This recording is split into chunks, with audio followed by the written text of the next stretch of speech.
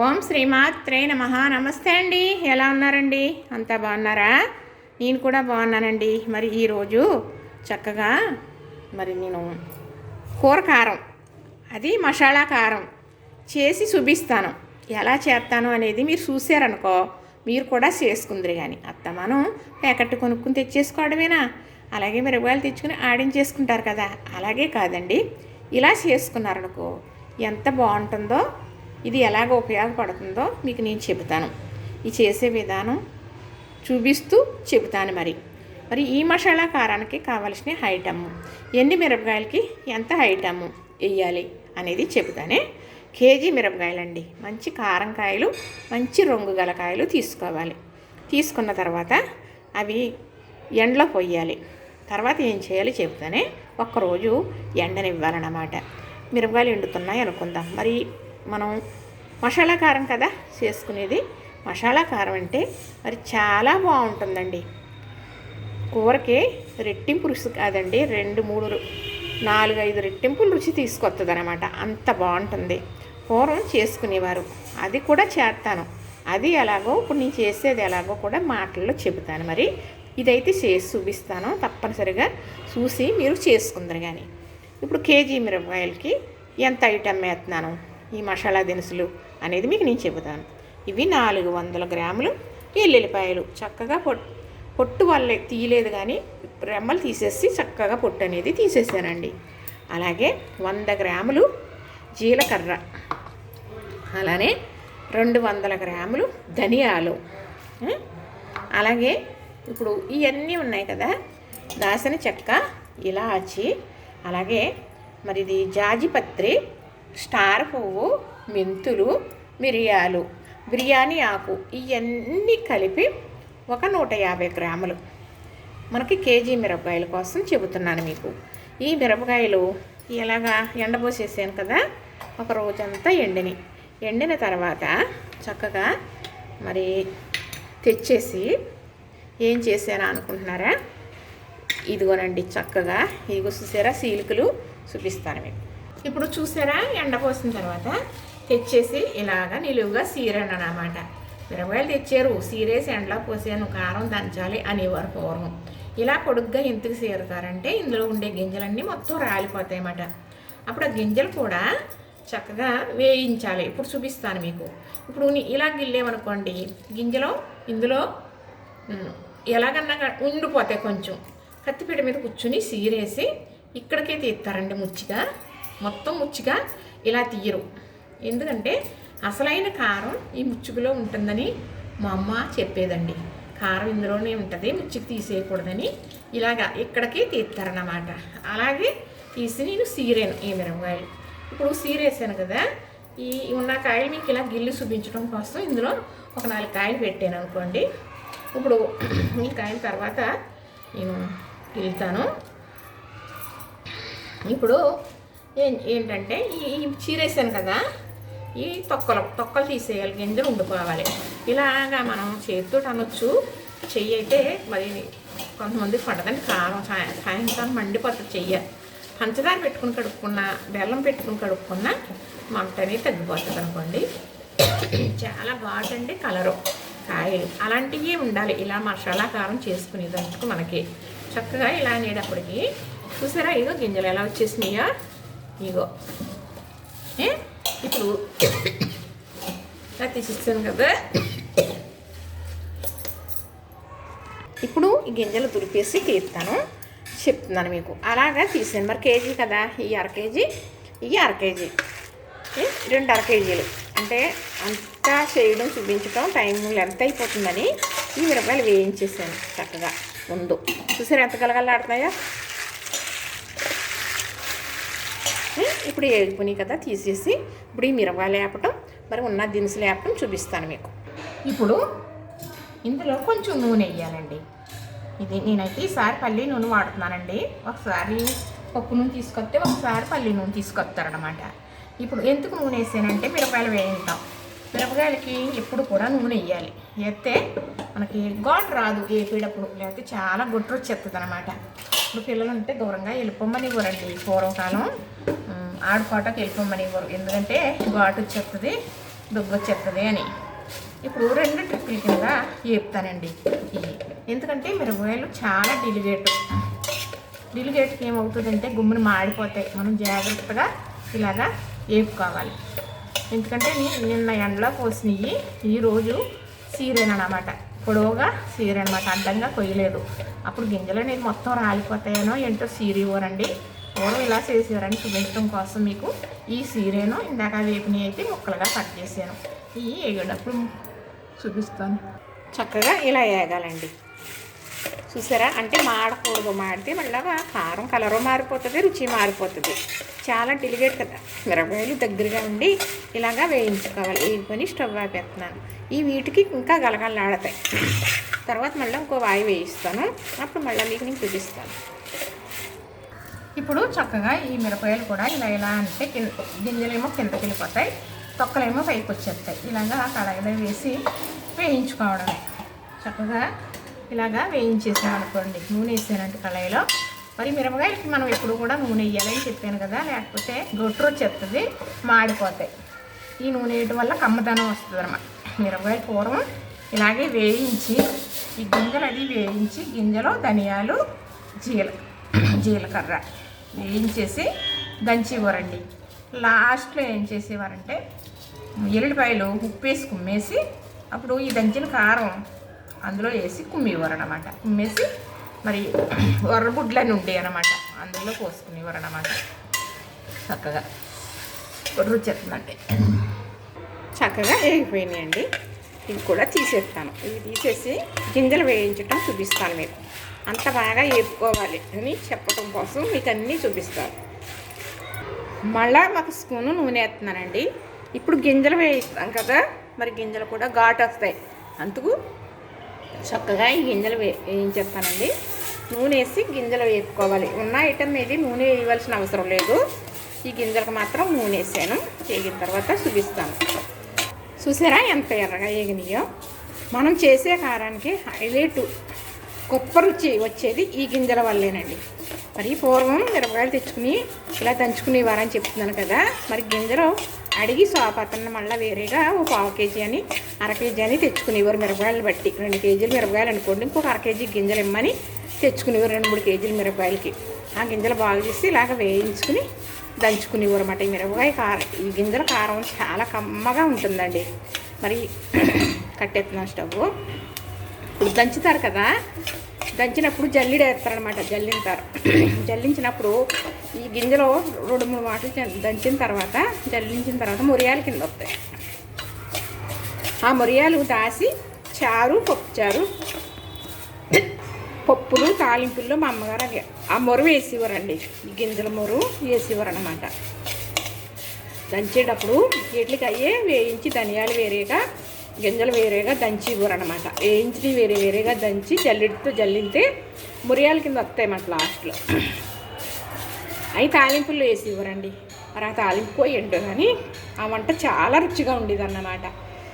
ఇప్పుడు మనం వేసే ఐటెం అన్నీ కూడా నూనె వేయకుండా చక్కగా వేయించుకోవడమే. ముందు బాగా ఈ ఆగాలో అవి వేయించుకోవాలి చక్కగా. ఇది స్టార్ పువ్వు, మిరియాలు, మెంతులు,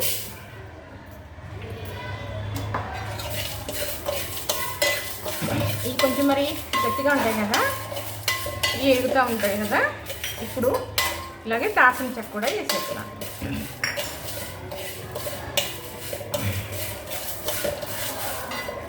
ఇప్పుడు ఇవి ఎగుతూ ఉన్నాయి కదా, ఇందులో మనకి ఇది వేసేస్తున్నాను. జాజిపత్రి వేసేస్తున్నాను, అలానే ఇలాచీ కూడా వేసేస్తున్నాను. ఇలాగ ఎగుతూ ఉన్నాయి కదా, మెంతులు చూసారా చిట్టపట్టామంటున్నాయి కదా. ఇప్పుడు మెంతులు ఇవి వేగొచ్చినాయండి. ఇప్పుడు ధనియాలు వేసేస్తాను. అలానే బిర్యానీ ఆకు, ఇది సగం వేగాలండి. ఇవి అప్పుడు మనం జీలకర్ర వేసుకుందాం. ఇప్పుడు సగం వేగినాయండి ఇవి. ఇప్పుడు జీలకర్ర వేసేసుకుందాం. ఇది బాగా వేగాలండి. మసాలా కారం కదా మనం చేసుకునేది. అప్పుడు కారం రెడీ అయిన తర్వాత ఎలా వేసుకోవాలనేది కూడా మీకు నేను చెబుతాను. ఇది ఎంత రుచి అనేది కూడా మీకు చెబుతాను. ఇప్పుడు గింజలు వేయించుకుని పక్కన పెట్టుకున్నాం కదా, ఇవి కూడా ఇందులో వేసేసుకోవాలి. ఇప్పుడు ఇవి కలిపి చక్కగా బాగా వేయించేస్తానండి. ఇప్పుడైతే చక్కగా వేగిపోయిందండి, చల్లారుతుంది కూడా. ఇప్పుడు ఇలాగంటే ఈ ఆపి బాగా వేగినాయి కదా, నలిగిపోతాయి. మిక్సీ గిన్నెలో వేసుకోవడానికి వీలుగా ఉంటుంది. ఇప్పుడు ఇన్ని కదా చక్కగా మిల్లు పట్టించేసుకొచ్చాను, పట్టించవచ్చు. అయితే నేనైతే మిక్సీలో పట్టేస్తున్నాను. మీకు ఇన్ని ఎక్కువ చేసుకునే వాళ్ళు ఎవరన్నా మిల్లు దగ్గరుండి మిల్లు ఆడించేసుకోండి. లేదనుకోండి మిక్సీలో కూడా జాగ్రత్తగా పట్టేసుకోవచ్చు. చక్కగా ఇంత బాగా వేగిపోయింది కదా మిరపకాయలు అయితే. ఇగో చూసారా ఎంత బాగా వేగినాయో. ఇవన్నీ కూడా మిక్సీ పట్టేస్తాను. ఎల్లుల్లిపాయ ఎప్పుడు వేస్తాను అనేది చెబుతాను.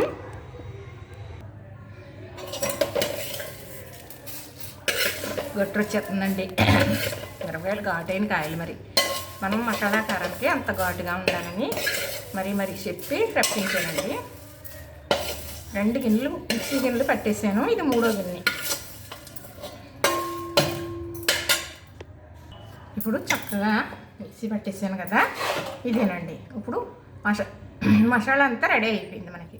ఇప్పుడు నుంచి మనం ఎండుమిర్చి కొంచెం మిక్సీ పట్టుకుని మరి మొత్తం అంతా కారం పట్టి మీకు నేను చూపిస్తాను. మరి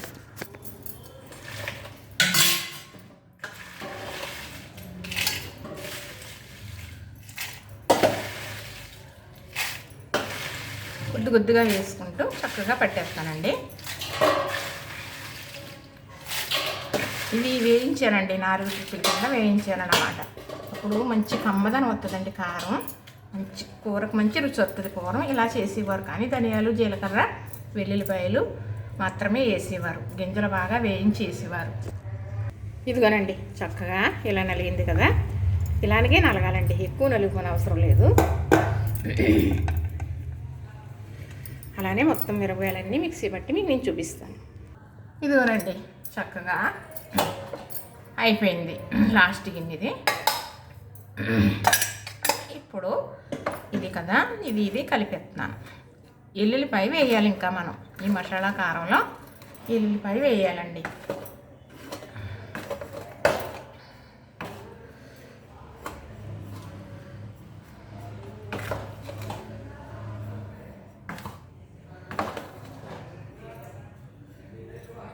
చక్కగా ఇప్పుడు ఈ వెల్లిపాయలు ఉన్నాయి కదా, ఈ 400 గ్రాములు, అర కేజీకి 100 గ్రాములు 2 మాటలుగా మిక్సీ పట్టేసి వేసేస్తానండి చక్కగా. ఇప్పుడు ఇది ఇలా నలిగింది కదా, వేసేస్తాను ఇందులో. మళ్ళీ అది కూడా ఇలానే పట్టేస్తానండి.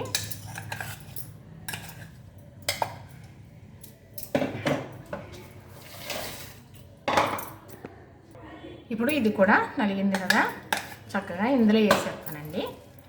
చేయి పెట్టకపోతే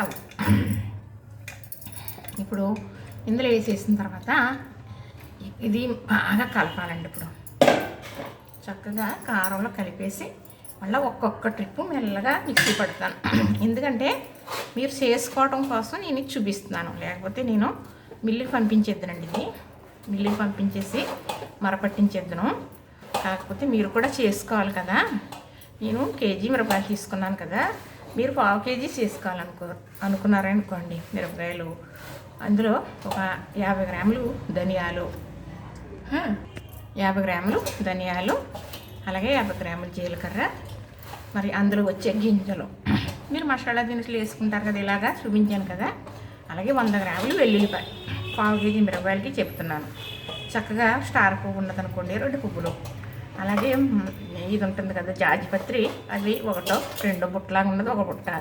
కొంచెం దాసిన చెక్క, 1 టీ స్పూన్ మెంతులు, చక్కగా ఉంటే ఇలాచి 4 వేసేసి చక్కగా వేయించేసుకోండి. బాగా వేయించేసి మరి ఇలానే మిక్సీ పట్టుకుంటే మీకు అంతా కలిపి 400 గ్రాములు ఎంత వస్తుంది కారం. చానాళ్ళు వచ్చేస్తుంది.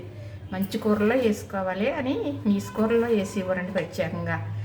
ఇలాగా మసాలాతో చేసిన కారం ఒక టైంలో. ఇప్పుడు నేను కూడా ఇలా చేసి మా పిల్లలకి అవి ఇస్తూ ఉంటాను అన్నమాట. ఈ కారం మనకి ఇంకా చెప్తాను. చెప్పి అయితే ఇంకా చాలా ఉన్నాయి. ఇలా కలిసిపోయింది కదా. ఇప్పుడు ఇప్పుడు ఏం చేస్తానంటే మళ్ళీ మిక్సీ పడతాను కొంచెం కొంచెం వేసి. ఇప్పుడు బాగా కలిసిపోతాయి, ఈ ఉండలు అనేది ఉండకుండా కలిసిపోతుంది అన్నమాట. చూసారు కారం కలర్ వచ్చింది. ఇప్పుడు ఇలా కలిపేసాను కదా, ఇప్పుడు చక్కగా ఇలా కలిపేసాను కదా. అయితే ఇప్పుడు ఇది ఒక్కొక్కసారి మిక్సీ ఇలా పట్టి మెల్లగా పెద్దగా ఎక్కువ నలిగిపోకుండా ఈ ఉండలు అనేది కలిసిపోయేలాగా మిక్సీ పడతాను, చూపిస్తాను.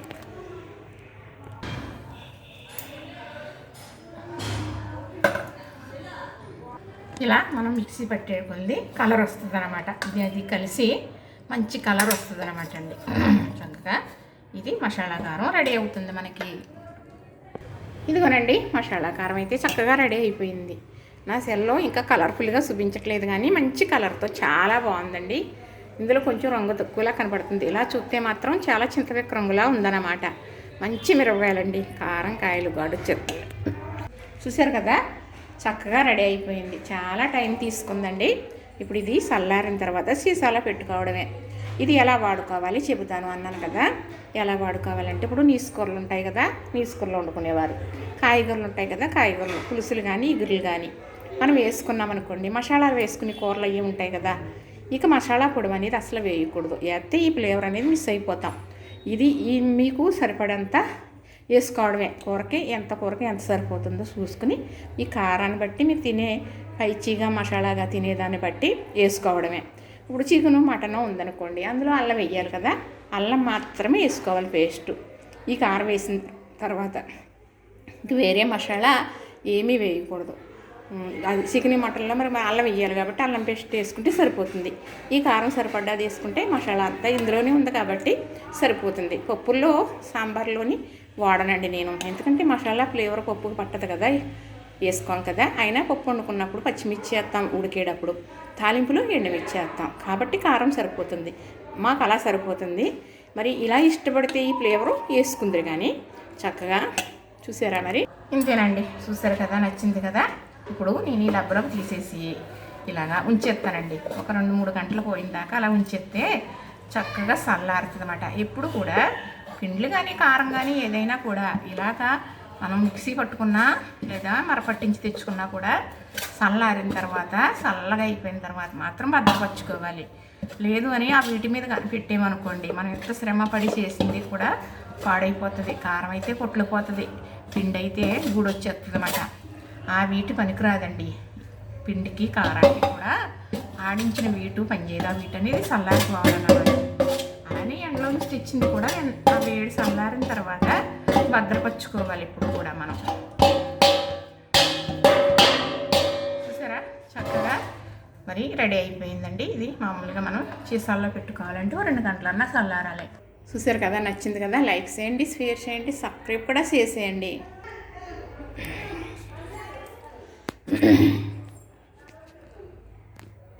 ఇంతేనండి. చూసారు కదా, నచ్చింది కదా. మసాలా కారం తయారు చేయటం కొంచెం శ్రమ చేసినప్పుడు, తర్వాత దీని రుచి గొప్పగా ఉంటుంది కదండి.